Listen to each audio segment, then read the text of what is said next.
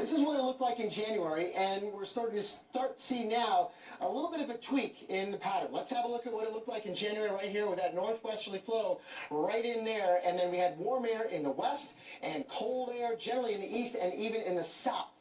But over the last few days, basically the last week of January, things have begun to change just a little bit. The ridge has moved a little farther to the west, and the jet stream has come southward into the west coast, bringing some rain chances, no chances there. And the jet stream is kind of flattened out across parts of the east with the storm track in the middle. That set us up for the stormy pattern that we've got now and that we expect at least for the next several days. Guys, we're going to have repeated rounds of storms. And as you go through the second week of February, not a whole lot changes, really. The ridge may back off a little bit even farther out into the Pacific, but still we'll be dealing with a jet stream that will be quite stormy, we think, with cold air really in place across parts of at least the northern half of the United States, and the warm air really being reserved, at least the highest likelihood of warm air relative to average in the southwest. Now, I'd like to bring in meteorologist Dan Leonard from our Global Forecast Center in Andover, Massachusetts. And Dan, now let's look at some of the longer range models and some of the predictions for the balance of February. Greg, you pretty much summed it up. It looks like just nothing but cold weather right through the end of February.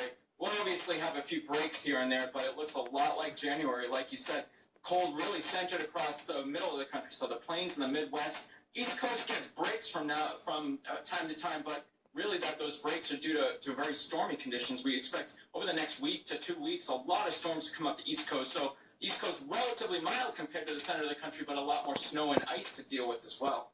Yeah, now this forecast that we're looking at, a temperature forecast for the whole month, really, of February, obviously has a lot more detail in it when you break it out, say, from week to week. So what kind of patterns do you expect to come through that if you look at the last half of the month? I mean, it's not going to be consistently one way or the other. Are there any interesting wiggles that you're seeing showing up in the data? Actually, it's funny you mention that because there's been a really big debate right now what happens in the second week of February. We know the first week is very cold, very stormy. A lot of data, at least over the last couple of days, was suggesting maybe we get into a warmer pattern, bring some of that warmth out of the southwest into the central part of the country, a lot like what happened during the middle of January. Remember that big January thaw?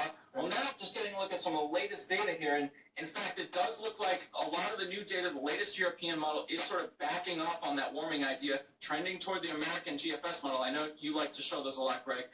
It looks like now we're going to sustain that cold probably right through the second week of February. So a lot of cold, especially over the Midwest and Northeast in the middle of the month, and probably continuing right through the end of February, we think. Thank you very much, Dan Leonard from our Forecast Operations Center in Andover, Massachusetts. Thank you very much for joining us and giving us that insight.